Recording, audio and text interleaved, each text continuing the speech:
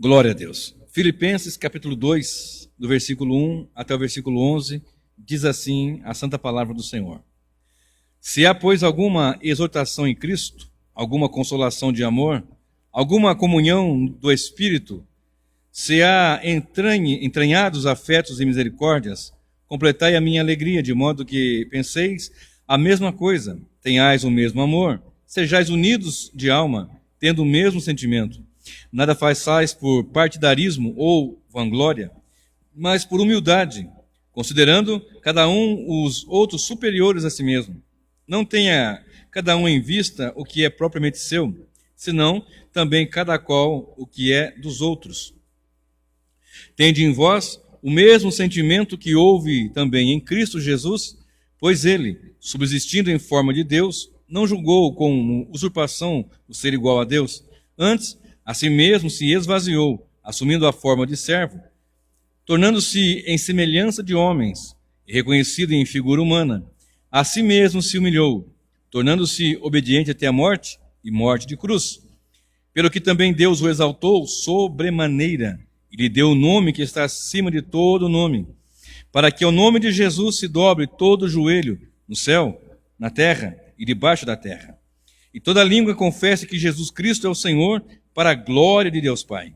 Assim, pois, amados meus, como sempre obedeceste, não só na minha presença, porém, muito mais agora, na minha ausência, desenvolvei a vossa salvação com temor e tremor. Adiantei um versículo, né? Volta comigo aqui para o versículo de número 10. Para que ao nome de Jesus se dobre todo o joelho nos céus, no plural. Eu falei no singular. Faz muita diferença isso. Né? Mas depois eu vou explicar, se der tempo. Hoje, nós vamos falar sobre um assunto interessante. E o título do sermão de hoje é Jesus, Deus e Homem. Quando nós falamos de Jesus, Deus e Homem, hoje, para muitos, seja tranquilo talvez, seja simples, porque a gente acredita. Jesus é Salvador, é o Deus que se fez carne, mas nem sempre foi tão fácil assim, e mesmo nos dias de hoje, não tem sido assim tão simples as pessoas aceitar isso. É mais comum, mas já passou por muita dificuldade, em ocasiões, na ocasião da patrística. Sempre quando eu falar patrística, você já lembra do 2º século até o 8º século, mais ou menos, da nossa era, onde homens se levantaram. Veja bem, houve o tempo que Cristo estava entre nós, encarnado. Morreu, ressuscitou e foi ascendido aos céus. Então seguiu a era apostólica. A era apostólica, o último deles a morrer, do colégio apostólico ali que Jesus tinha, foi João, que ficou na ilha de Patmos. Escreveu Apocalipse. E após ele, esse último ter morrido, os seus seguidores, na sequência ali da era apostólica, mais à frente começou a vir outros servos do Senhor, que nós chamamos de período patrística. Mais à frente tem o período da escolástica e tal, mas não vou citar aqui hoje. Só para vocês lembrarem que no período da patrística houve homens que eram seguidores desses apóstolos, que eram discípulos dele, e depois o discípulo do discípulo dele, e assim por diante, que ficou ali. Tertuliano, Atanásio, enfim, uma série deles. São vários, né? Não vou lembrar de cabeça, são vários. E eles sofreram muito, passaram muita dificuldade para ensinar isso daqui. Jesus é Deus e Jesus é homem. Jesus é Deus e é homem. Ponto. Ele é homem ainda hoje? Ele é homem ainda hoje. Ser humano. E sempre foi Deus? Sempre foi Deus. E quando ele foi homem, se tornou carne. Quando eu falo foi homem, se tornou carne. Ele era Deus encarnado. Então ele nunca deixou de ser Deus? Não. Eu estou trazendo essa mensagem, esse estudo aqui nessa noite, justamente para nós consolidarmos um pouco disso e o porquê disso. A verdade de que Cristo é Deus, sempre foi eterno, coexistente com igual ao Pai, como Deus, e que também ele é homem a partir do momento da sua encarnação. E que depois de encarnado ele nunca deixou de ser carne, nunca deixou de ser homem. Só que hoje está em corpo de glória, corpo glorificado. E isso aqui se chama união hipostática. São palavras gregas, que eu não quero ficar entrando nos termos assim, conforme a gente faz no seminário e tal, mas aprenda, união hipostática é Deus encarnado, Cristo encarnado. O Deus Filho encarnou. Sim, exatamente. Então, ele é Deus, Filho, ele é homem também. Vamos discorrer aqui na mensagem e vamos entender isso. Jesus Cristo plenamente divino, totalmente humano. Duas naturezas que não se fundem, nem se alteram, e nem se separam, e nem se dividem, compondo e estabelecendo uma só pessoa. Uma só pessoa. Há poucos dias circulou um vídeo, está circulando ainda, de uma certa pessoa, dizendo que Jesus, usando esse versículo aqui, a partir do versículo 5, de sorte que haja em vós o mesmo sentimento, Jesus deixou a sua glória. E a pessoa dizia o seguinte: ele deixou de ser Deus e ele se fez pecador por nós. A pessoa está dizendo isso. Ele deixou de ser Deus e passou a ser então pecador para nos salvar. Não. Ele não deixou de ser Deus e não se fez pecador por nós. Então grava isso aí na sua mente. Isso é importante, isso é fundamental, isso é basilar. Ele não deixou de ser Deus e não se tornou um pecador. Ele é Deus Filho, Deus encarnado, tornou-se homem, carne, e não se fez pecador, se fez pecado. Tem uma diferença muito grande aqui. No discorrer você vai entender. Observe, então no período da patrística, que vai do século II até o VIII, mais ou menos, depois de Cristo, havia um indivíduo chamado Ário, ou Ários, nessa ocasião. Ele dizia que não havia trindade, porque nós somos trinitários, nós acreditamos que é Deus Pai, Deus Filho e Deus Espírito Santo, e que eles subsistem como Deus, é um Deus que subsiste em três pessoas. E ele dizia que não havia, ali pela virada do terceiro e quarto século, ele dizia que isso não existia, não tem trindade e Jesus não é Deus. Isso aí ele fazia. Nos dias atuais, tem pessoas que fazem isso? Tem. Tem igrejas por aí que falam que Jesus não é Deus. Os TJ, por exemplo, uma série deles. E Atanásio, que foi um desses da patrística, que viveu nessa época do imperador Constantino e de seus sucessores imediatos, e nessa época a igreja estava saindo das catacumbas. Lembra que eu estou falando aqui sobre os impérios? E um dos impérios é o Império Romano, estou falando aqui alguns domingos já, e vou seguir por mais alguns. Então, na época do Império Romano, a igreja foi perseguida de uma forma ferrenha. A partir do quarto século, quando Constantino foi levantado como imperador, em outra ocasião vou dar uma aula com mais calma sobre isso, ele começou, não vou dar os detalhes agora aqui, porque é muito detalhe, né? Mas ele se tornou cristão. Vou falar assim para ficar mais fácil. E associou o Estado, o Império, com a igreja. Então não havia mais a perseguição que havia antes, de jogar os crentes nas covas dos leões, ou nas arenas, como eu falei aqui domingo passado. Já não torturava os crentes, e os cristãos não precisavam ficar nas catacumbas. Cemitérios subterrâneos, eles ficavam ali escondidos. E o culto deles era ali, nossos irmãos. Mas quando, da ocasião de Constantino, então, aí associou a igreja com o Estado, aí houve uma certa liberdade. Só que essa liberdade, de não ter a perseguição, ocorreram outros problemas. E como a igreja estava saindo da escuridão das catacumbas e se organizando à luz do dia, começou a acontecer, as perseguições acabaram, essa perseguição, né? Mas aumentou as heresias e as divisões internas na igreja. Começou com as divisões e heresias, diversas, inúmeras. Né? Você vê muitas coisas na época da patrística. Homens sérios defendendo e outros levantando. Um outro dia eu vou falar com mais calma sobre isso. Atanásio, que servia na igreja em Alexandria, teve que fugir várias vezes por combater as heresias. Ele era perseguido. E teve um concílio na cidade de Niceia, em 325 depois de Cristo, e esse Atanásio afirmou diante de todos que Jesus sempre foi eternamente Deus. E ele não deixou de ser Deus para ser carne. Ele fez uma coisa assim que as pessoas não entendem. Ele trouxe a si, ou seja, ele somou isso. Ele acrescentou a si a humanidade e a sua natureza. Então teve uma segunda natureza. E nós entendemos isso. E ele teve isso aí para fazer o quê? Para cumprir um propósito.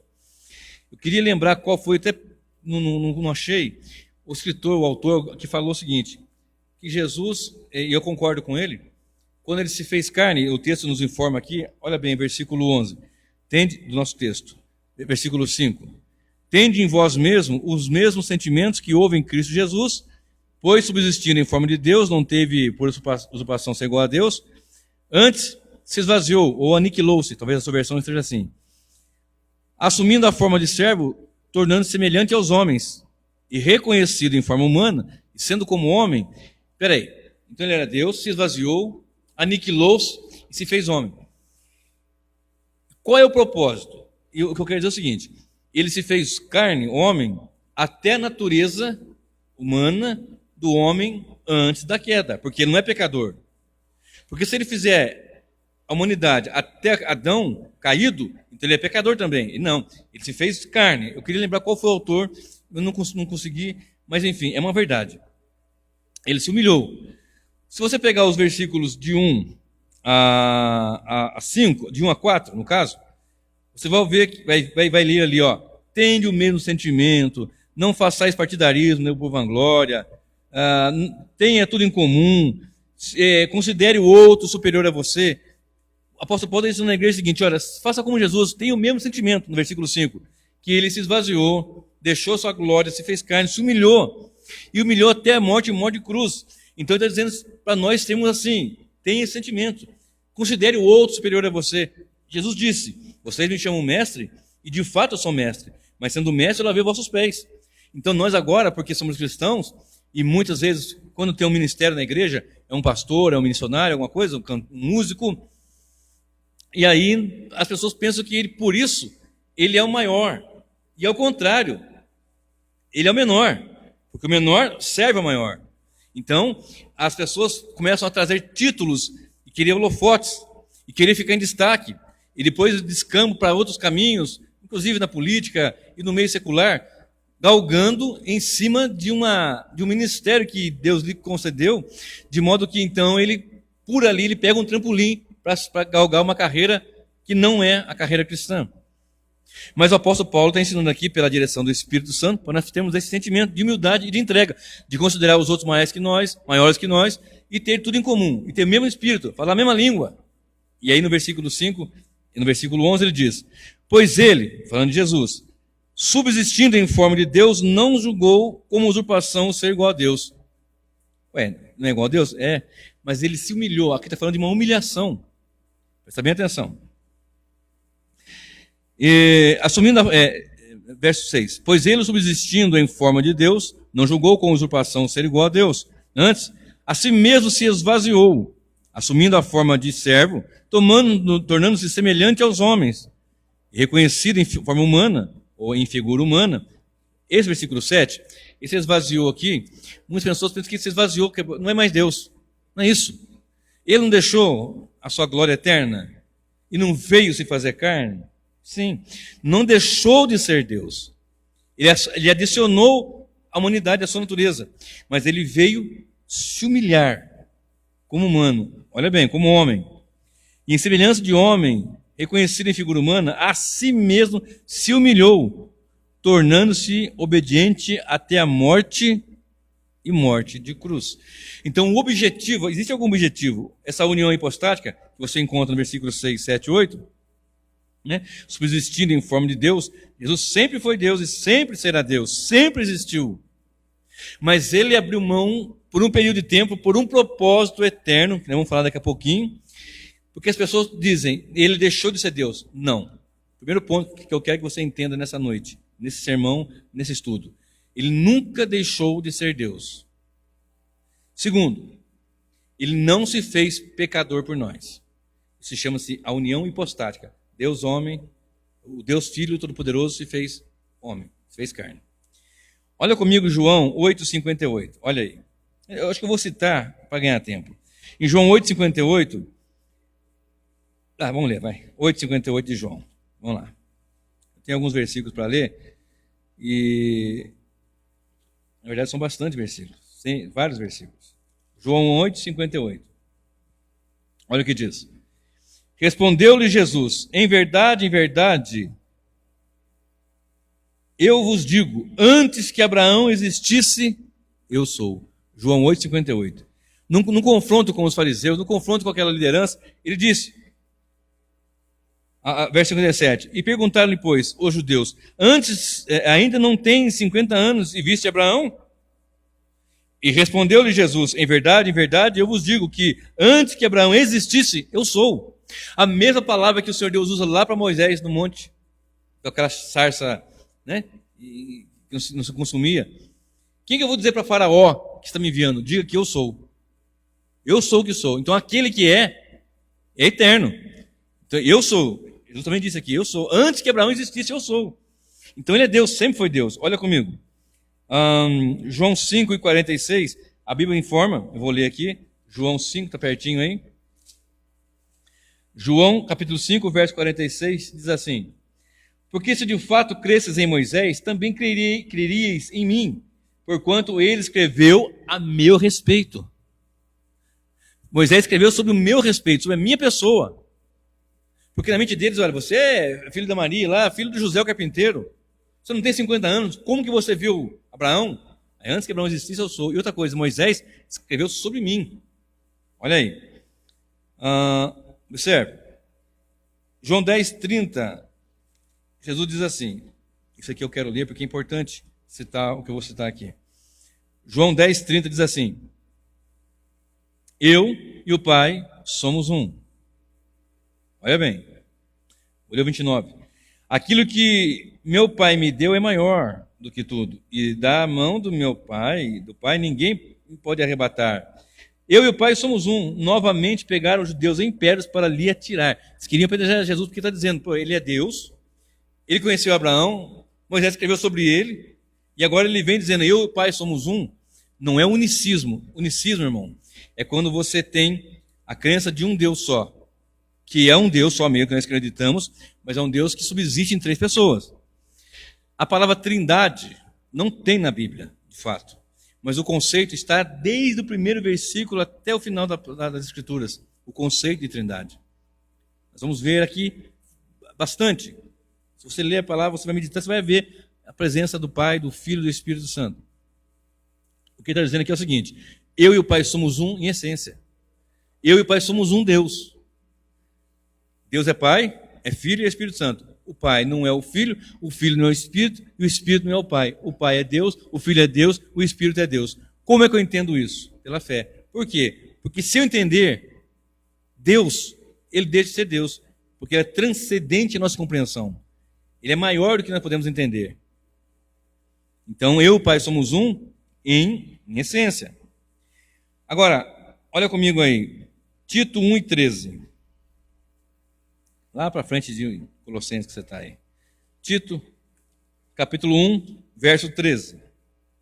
Olha só o que diz a palavra. Tito 1:13. Cadê?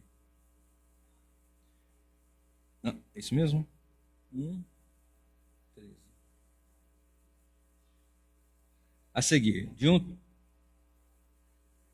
acho que é 2:13. Peraí, acho que eu marquei errado. 2:13. Eu vou ler o 11, porque vai dar mais contexto. 2:11 a seguir. Porquanto a graça de Deus se manifestou salvadora a todos os homens, educando-vos, ensinando-vos, para que, renegadas a impiedade e as paixões mundanas, vivamos no presente século sensata, justa e piedosamente, aguardando a bendita esperança e a manifestação da glória do nosso grande Deus e Salvador, Jesus Cristo. Nosso grande Deus e Salvador, Jesus Cristo. Está escrito isso aí? Nosso grande Deus e Salvador, Jesus Cristo. Então Jesus é Deus. Grande Deus ainda. Salvador. Olha bem. O qual a si mesmo se deu por nós. Não foi o que nós lemos agora há pouco? Se esvaziou e se fez homem, se humilhou até a morte e morte de cruz. Ao qual se entregou por nós, a fim de remir-nos de toda a iniquidade e purificar para si mesmo um povo exclusivamente seu, zeloso de boas obras. Vou parar aqui. Então, ele é grande Deus, veio cumprir um projeto, e tendo feito isso, nós lemos nesse texto aqui, grande Deus. 1 João 5,18, também quero ler, está um pouquinho antes do Apocalipse. Se você chegar em Apocalipse, você chega facinho, só voltar, Judas, depois vem para 1 João 5,18. Olha o que diz. Sabemos que todo aquele que é nascido de Deus... 5,18. Sabemos que todo aquele que é nascido de Deus não vive em pecado. Antes, aquele que nasceu de Deus... Não. Espera aí, eu vou achar aqui já. 20. Também sabemos que o Filho de Deus é vindo. Olha bem, sabemos que o Filho de Deus é vindo e nos tem dado entendimento para reconhecermos o verdadeiro. E estamos no verdadeiro, em seu Filho Jesus Cristo. Este é o verdadeiro Deus e a vida eterna. Quando alguém falar Jesus não é Deus, aponta esses dois versículos que eu citei agora para vocês, de Tito 2, de 11 em diante, e aqui, 1 João, do 18 em diante, mas pega o 20 direto aí. Este é o verdadeiro Deus e a vida eterna. Ponto. Agora, a Bíblia nos informa também que Jesus é homem. Então, essa união hipostática, eu vou mostrar aqui também que ele é homem de fato. Olha comigo aí, Evangelho de João, capítulo 9. Evangelho de João, capítulo 9. Presta bem atenção. Jesus estava com seus discípulos, passando por um certo lugar, e viram um homem cego, nascido de cego, um cego de nascença. E perguntaram para Jesus: Senhor, quem que pecou, ele ou os pais dele, para que ele nascesse assim? Aí o Senhor disse: nem ele, nem os pais. Isso aconteceu para que se manifestasse a glória de Deus. Então Jesus cospe no chão, faz com um lodo ali, com sua saliva, na terra, põe nos seus olhos e manda se lavar no tanque de Siloé. E ele volta enxergando. E aquilo há uma grande alegria, uma grande festa, uma grande... Imagina, uma pessoa que nunca enxergou, pessoa cega de nascença, aí chega alguém e cospe no chão, faz um lodo, põe no olho, vai lavar no tanque de Siloé. Ele vai no tanque, se lava e volta enxergando. E começou então o povo ali, aquele baburio, aquela coisa toda, mas peraí, parece que é ele, parece que não é. A liderança, os fariseus, aquele povo todo, mas parece que é ele, mas está enxergando, não, mas é ele mesmo. Ele dizia: sou eu mesmo. Não é você, não, sou eu. Mas como aconteceu isso? Aí ele disse, versículo 11. Perguntaram-lhe, 10. Perguntaram, pois, como te foram abertos os olhos? 11. Respondeu ele: o homem chamado Jesus. Olha isso. Ele não disse um homem, porque na época havia vários Jesus, muitos, né? Muitos João, muitos Jesus, né? Judas, né? Yehudá, Yohanan, muitos. Era um nome comum. Mas nós aqui, João, Pedro também, Filipe, Tiago, Marcos, né? Alguns, Isaac, na caminhada também tem. Somos poucos no planeta, mas temos. Então, observe, o homem chamado Jesus. Exemplo de que perguntaram para João, o Batista: és tu o profeta? És tu o profeta? Ele disse: não sou. Mas não é profeta? Jesus não disse que ele era profeta? E ele não disse ainda que nascido de mulher não havia nenhum maior que João, mas o menor no reino de Deus seria maior do que João? Mas, peraí, que história é essa? Por isso que tem que fazer um estudo da palavra. João está dizendo: eu não sou o. Pega o artigo definido, que muda a história. Ele era um profeta, mas não era o profeta aguardado, que é Cristo. Aí esse homem diz assim: olha, o homem chamado Jesus fez lodo, untou-me os olhos e disse-me: vai ao tanque de Siloé e lava-te. Então fui, lavei-me e estou vendo. Eu estou enxergando. O homem chamado Jesus. Então ele veio como homem de fato. Observe, a palavra do Senhor nos informa lá em Gálatas 4, verso 4, que ele veio, vindo à plenitude dos tempos, veio Jesus nascido de mulher, nascido sob a lei. Nascido de mulher, 100% homem. Por que eu estou afirmando isso daqui? Porque daqui a uns dias vamos iniciar um estudo sobre gnoses, enfim, o sistema que surgiu de gnosticismo e tal, e outras coisas mais, e eles não criam que Jesus tinha corpo, já é o contrário. Eles achavam que ele era um espírito. Porque se Jesus era Deus, ele não podia ser carne, porque uma carne eles entendiam que a carne era naturalmente má, não servia para nada. Tanto que existia ali um confronto muito grande do apóstolo Paulo em Colossenses, em Colossos, porque eles tinham essa mentalidade assim: não, vamos pecar, vamos fazer tudo, porque o corpo é pecado, não há problema em pecar. Pode beber, pode adulterar, pode fazer o que você quiser, porque o corpo não presta para nada mesmo. Nossa vida, depois a gente é tudo certo. O que você faz no corpo, não tem problema. A mente deles era assim. Não é assim que funciona. A Bíblia nos informa que todo o nosso ser deve ser dedicado ao Senhor, consagrado ao Senhor. Tanto que quando Cristo voltar, ele vai ressuscitar os nossos corpos, em corpo de glória, vai ressuscitar. Então, 1 Timóteo 2, verso 5 diz assim: há um só Deus e um só mediador entre Deus e os homens, Jesus Cristo, homem. Olha bem isso. Há um só Deus. Eu citei aqui João, citei aqui Jesus curando uma, estava aqui encarnado, agora, em carne, antes de morrer e ressuscitar. Agora já morreu pelos nossos pecados, ressuscitou em corpo de glória, já ascendido aos céus. Lá na frente, Paulo ensinando uma carta a Timóteo, ele diz: há um só Deus e um só mediador entre Deus e os homens, Jesus Cristo, homem. Ponto. Então fica claro que ele tem, né, duas naturezas. Deus se fez carne, divino, mas humano, Jesus. Se humilhou. Isso ele fez. Isso ele fez. Agora, o que ele não fez, foi o que eu estava dizendo agora há pouco. Ele não fez, foi deixar de ser Deus e se tornar pecador por nós. Isso ele não fez. Olha bem, 2 Coríntios 5, 21 fala assim: aquele que não conheceu o pecado, Deus o fez pecado por nós, para que nós fôssemos feitos justiça de Deus. Aquele que não conheceu o pecado, não pecou. Para que ele fosse o sacrifício perfeito, o cordeiro perfeito que fala em João 1, 29, eis o cordeiro de Deus que tira o pecado do mundo, e o cordeiro tinha que ser sem mácula, sem mancha, sem nenhuma falha. Ele não podia ter nenhum pecado. Então, olha bem, aquele que não conheceu o pecado, Deus o fez não pecador, Deus o fez pecado por nós, para que nós fôssemos feitos justiça de Deus. O que quer dizer isso? Quer dizer que ali ele assumia os pecados dos eleitos, porque se o pecado não for castigado em Cristo na cruz, vai ser castigado no inferno. Em algum lugar o pecado vai ser castigado. E Deus derramou a ira dele sobre Cristo, a ira contra o pecado sobre Cristo, que assumiu os pecados. Correto? Tendo feito isso, o homem não está livre de condenação. Quando o homem rejeita Cristo, não quer Cristo, o castigo dele não é a ira de Deus não é descarregada em Cristo na cruz, mas esse homem vai ser castigado na eternidade, no inferno. Então Cristo não podia ser pecador, mas assumiu o pecado. Observe, Hebreus 4, verso 15. Está ficando claro? Está tranquilo? Hebreus capítulo 4 e o verso 15.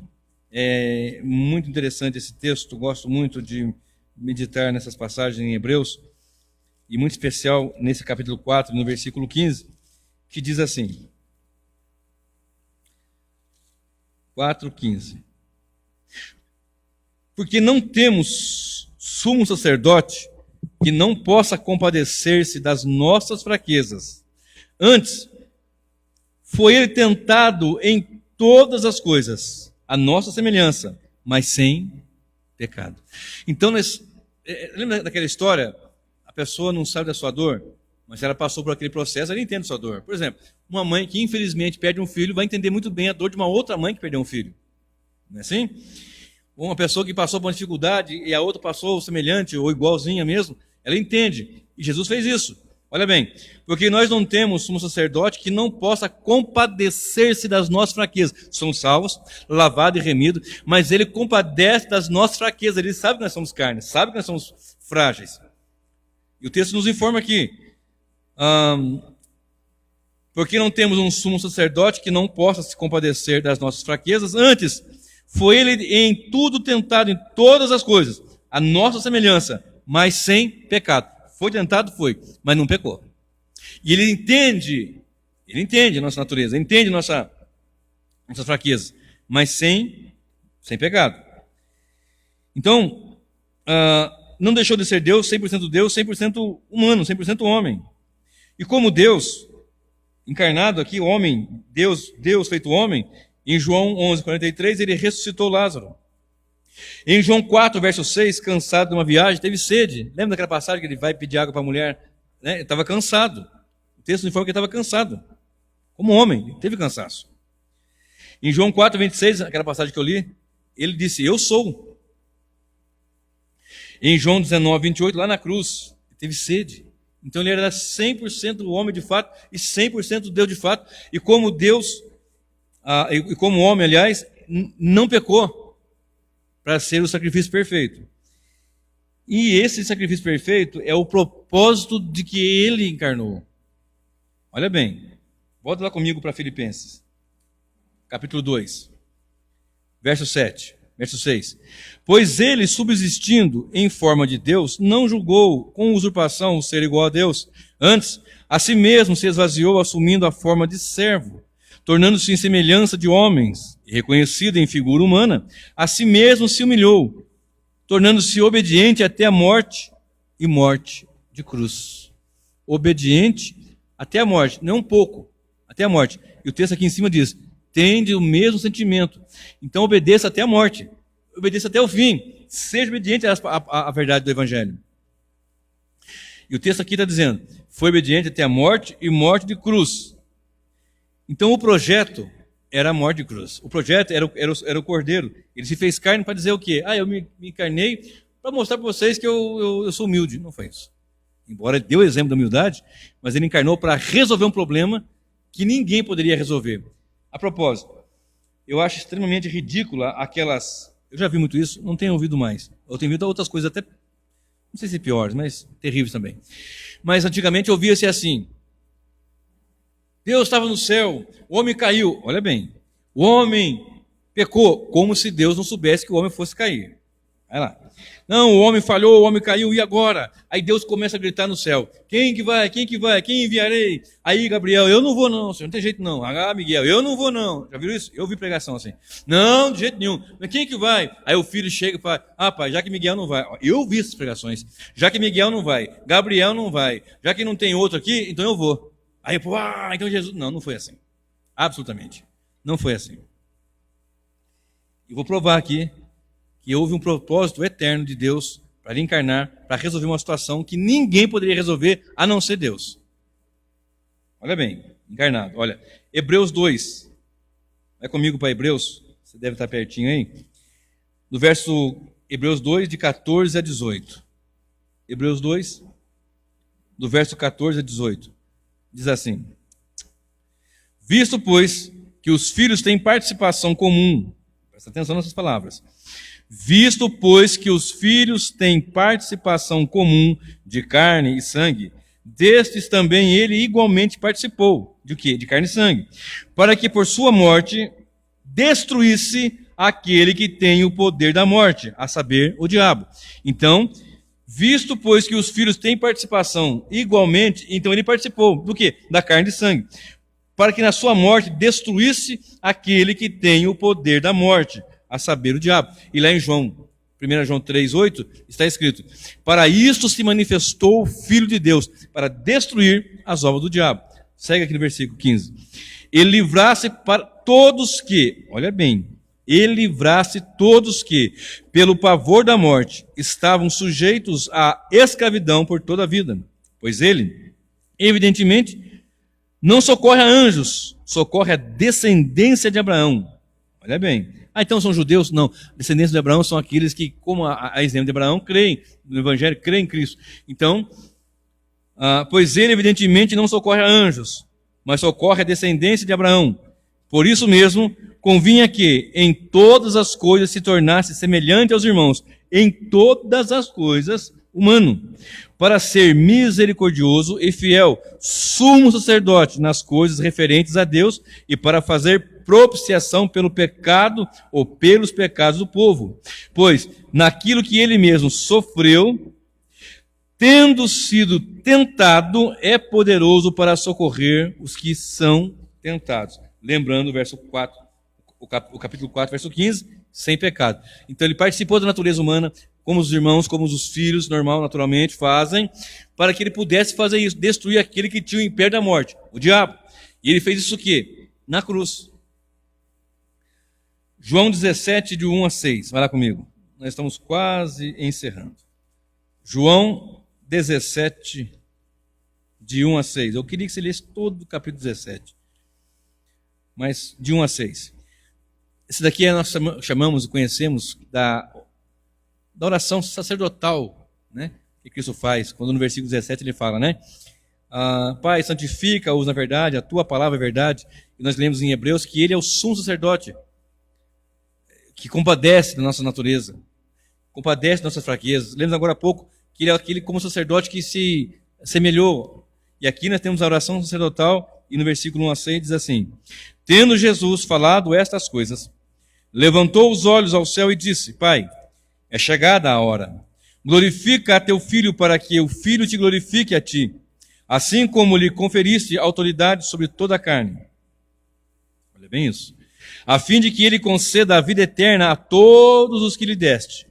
Lembra que eu li agora, há poucos dias aqui, que aquele que o Pai deu para o Filho não vai perder? João 6, 37, adiante. E a vida eterna é esta, que te conheço a ti, o único Deus verdadeiro, e a Jesus Cristo, a quem enviaste. Eu te glorifiquei na terra, consumando a obra que me confiaste para fazer. E agora, glorifica-me, ó Pai, contigo mesmo, com a glória que eu tive junto de ti, antes que houvesse mundo. Olha, deixa eu dar uma paradinha só aqui. Glorifica-me, ó Deus, com a glória que eu tive junto a ti. Ele não deixou a glória dele, não deixou de ser Deus, deixou a glória. Veio que fez ser como homem.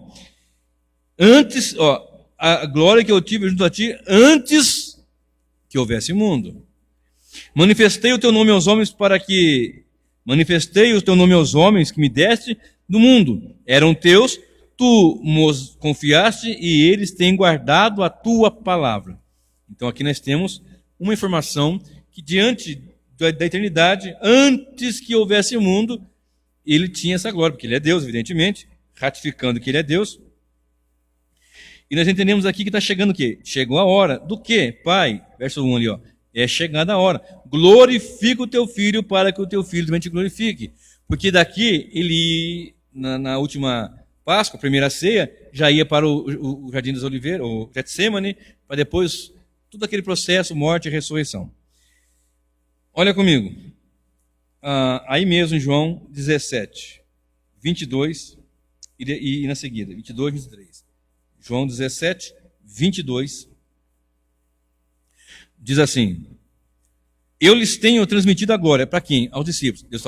Ele está orando ao Pai, apresentando: o Senhor me deu, eu não perdi, está todo mundo aqui, tudo certinho, no seu filho a perdição, etc e tal. Mas veja bem, eu lhes tenho transmitido a glória que me tens dado, para que sejam um como nós o somos. Eu neles e tu em mim, a fim de que sejam aperfeiçoados na unidade, para que o mundo conheça que tu me enviaste e os amaste, como também amaste a mim. Olha bem. Pai, a minha vontade é que onde eu estou, estejam também comigo os que me deste, para que vejam a minha glória que me conferiste, porque me amaste antes da fundação do mundo. Então não foi pego de surpresa. Antes da fundação do mundo é Deus. Antes da fundação do mundo, olha bem, porque me amastes antes da fundação do mundo. A glória que me deste, eu já preguei lá em Rondônia sobre essa situação aqui. A glória do Evangelho, a participação do conhecimento de Deus a partir do Evangelho. Na eternidade, nunca vamos conhecer Deus na sua plenitude, porque Ele é Deus. Mas a eternidade não tem fim, eu sei. E às vezes as pessoas chegam e falam: não, eu já não conheço, irmão, você está aprendendo, estamos aqui aprendendo pouquinho a cada dia. E aqui nós entendemos que Ele está dizendo: olha, antes que o mundo formasse, antes da fundação do mundo, tu me amaste. A glória que eu tinha contigo antes da fundação do mundo. Então Deus não foi pego de surpresa, não, o homem caiu, o que eu faço agora? Miguel, vem. Ih, ou nada. Até parece que um anjo vai dizer para Deus o que não vai. Lembra que eu falei há poucos dias na pregação aqui? Submeta-se todo o seu conhecimento à soberania divina. Até parece que um anjo vai dizer para Deus: Deus, eu não vou. Até parece. Quer um exemplo? Jonas, não é anjo. Profeta, vai para lugar, vai para Nínive, lá na Síria, pregar. Pegou o quê? O caminho contrário. O que Deus fez? Deus podia ter feito de outro jeito, mas Deus deixou. Então vai. Aí ele pegou, desceu para um lugar de sapatar, pegou o navio, desceu para o porão, desceu quando deitou, desceu quando foi jogado no mar, desceu quando foi para o ventre do peixe, lá e clamou: Senhor, Deus tem misericórdia. O peixe soltou ele lá na beira da praia, e ele foi cumprir o propósito de Deus. Não é Deus que manda? É Deus que manda. Vamos lá. Então, transmitiu a glória do Evangelho, Porque é do amor do Pai e do Filho desde antes da fundação do mundo. Então, antes da fundação do mundo, já amou. Olha o verso 24. Pai, a minha vontade... Perdão. Pai, a minha vontade é que onde eu estou, estejam também comigo os que me deste, para que vejam a minha glória, que me conferiste, porque me amaste antes da fundação do mundo. Só aqui, para nós dar um pouquinho de louvores a Deus, os que são dados do Pai para o Filho são os eleitos, que vão ser a igreja, os salvos. E esses vão estar com Cristo. Ainda que perseguições, ainda que se levante o anticristo, etc. e tal, que vai acontecer muita coisa, vai estar com Cristo e vai contemplar a glória dele. Pela fé que nós temos. Não estamos vendo Jesus, mas nós acreditamos nas Escrituras e vamos estar. E confessamos ele, e ele vai nos confessar. Aquele que me negar na terra, eu vou negar diante de meu Pai. Mas aquele que me confessar, eu vou confessar diante de meu Pai. Olha que coisa tremenda. Agora observe. Antes da fundação do mundo, lá em 13 de Apocalipse, verso 8, nós falamos domingo, ele é o cordeiro que foi morto desde a fundação do mundo. Em Efésios 1 e 4, ele nos escolheu nele, Deus nos escolheu em Cristo, antes da fundação do mundo. Abra comigo agora em 1 João 1 e 19. 1 João não, 1 Pedro 1, 19 e 20. Primeira epístola do apóstolo Pedro, capítulo 1, depois de Hebreus. 1, verso 19 e versículo 20. Olha bem. Vou ler o 17. Eu sempre gosto de ler onde começa o parágrafo, né? Ora, se invocais como Pai aquele que sem acepção de pessoas julga segundo as obras de cada um, portai-vos com temor durante o tempo da vossa peregrinação, sabendo que não foi com coisas semelhantemente corruptíveis, como o prata e o ouro, que fostes resgatados do vosso fútil procedimento, que vossos pais vos legaram, mas pelo precioso sangue, como de cordeiro, sem defeito e sem mácula, o sangue de Jesus, conhecido com efeito antes da fundação do mundo, porém manifesto no fim dos tempos, por amor de vós. Parei aqui para nós já irmos fechando aqui nosso raciocínio. O que nós aprendemos aqui hoje? De sorte que haja em vós o mesmo sentimento, unidade, humildade. Estar num pensamento só, remando do mesmo lado. Respeitando e até considerando o outro superior a você. É o que os textos nos informam. Entendendo que nessa união hipostática, o Deus Filho se fez carne, não deixou de ser Deus e não se fez pecador. Está circulando aí uma pessoa, uma mulher pregando, dizendo isto. E para nós concluirmos, abra comigo em 1 Coríntios 15, 45 a 49. 1 Coríntios, capítulo 15, verso 49, aliás. 1 Coríntios 15, 49.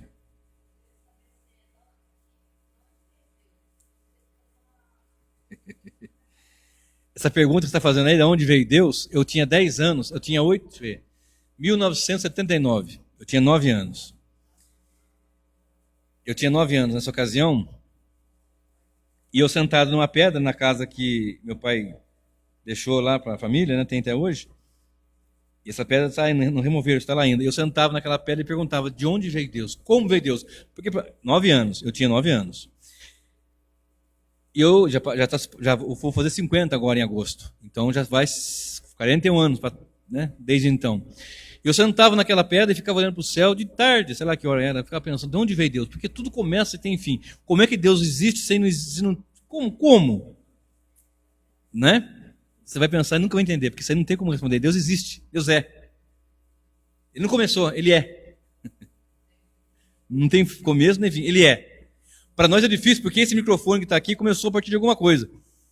Né? A borracha aqui é plástico, que foi lá na indústria, que alguém pegou de algum lugar. Para nós tudo começa de algum lugar.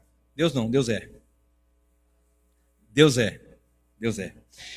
Olha bem, exatamente. 15 de Coríntios, verso 44, verso 45, diz assim: pois assim está escrito, o primeiro homem, olha bem, estou falando de homem, Jesus Deus homem, correto? Estou falando que não se fez pecador, mas fez pecado por nós. Pois assim está escrito: o primeiro homem, Adão, foi feito alma vivente. O primeiro homem, alma vivente. O último Adão, porém, é espírito vivificante. Quem é o último Adão? Jesus. Mas não é primeiro o espiritual, mas sim o natural, depois o espiritual. O primeiro homem, formado da terra, é terreno. O segundo homem é do céu. Como foi o primeiro homem, o terreno, tais são também os demais homens terrenos.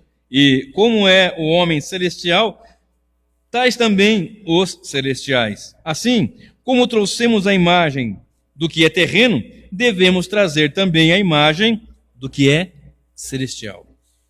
Concluímos assim. Você lembra agora há pouco que eu falei que Jesus não se fez pecador, mas se fez pecado. E que ele é homem, não deixou de ser Deus. E continua sendo homem.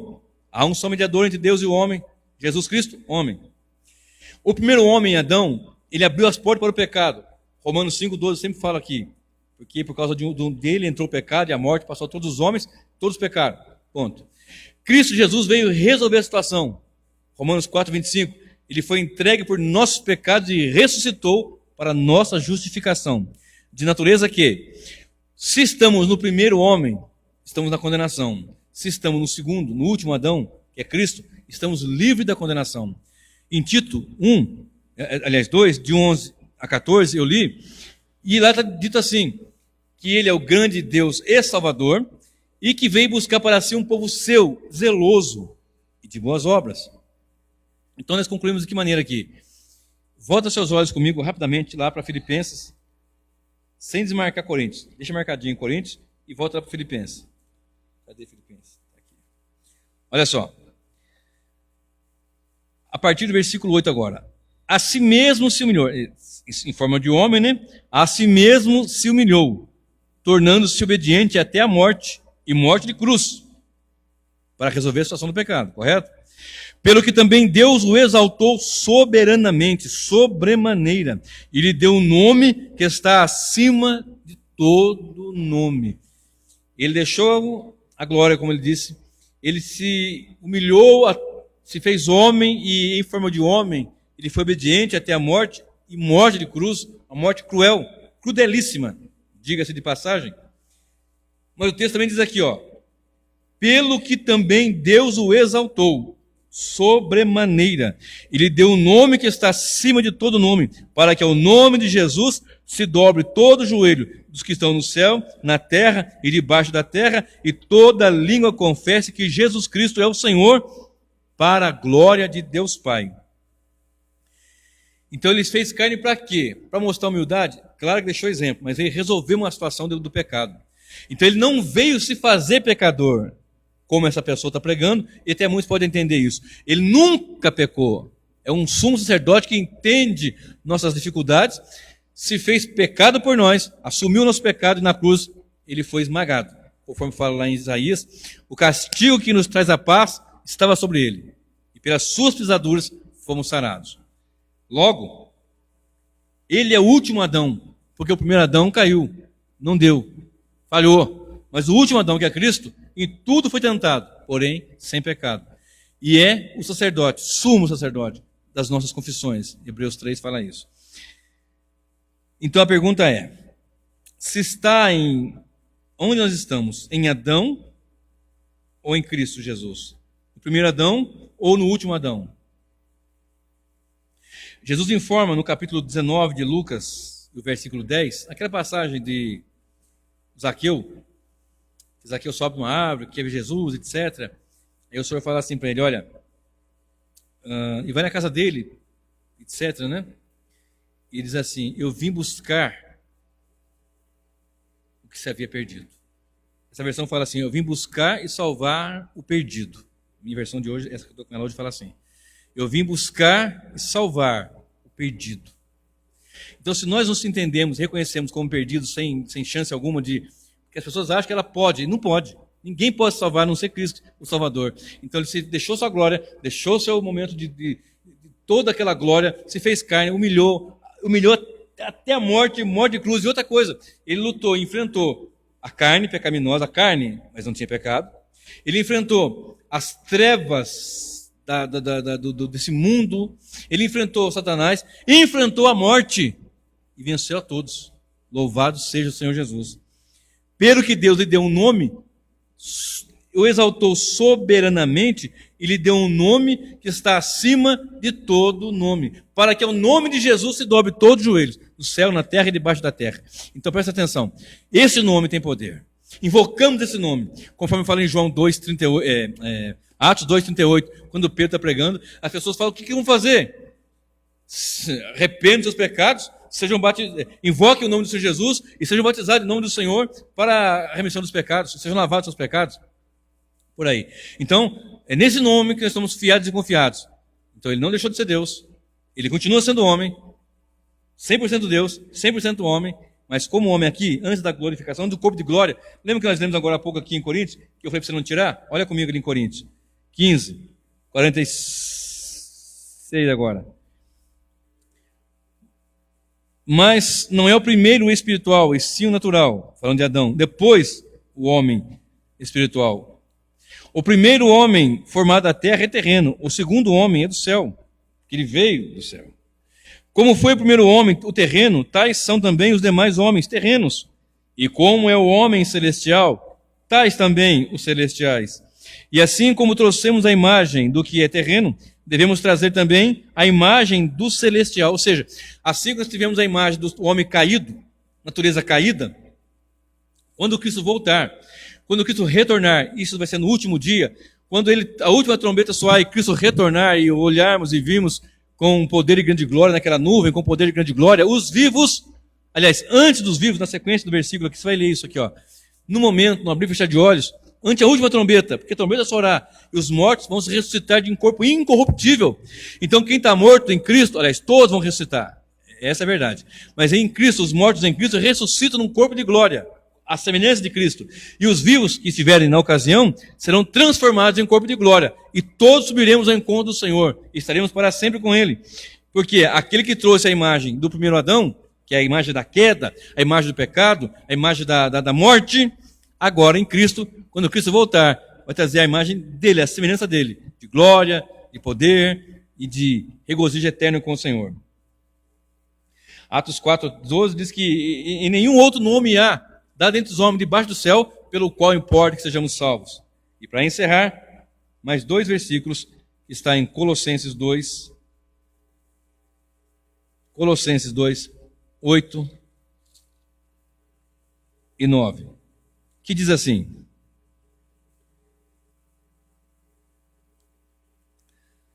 cuidado para que ninguém vos tenha a enredar com sua filosofia e vãs sutilezas, conforme a tradição dos homens, conforme os rudimentos do mundo, e não segundo Deus. Porquanto nele, em Cristo, porquanto nele habita corporalmente toda a plenitude da divindade. Então, em Cristo Jesus, habita corporalmente toda a plenitude da divindade.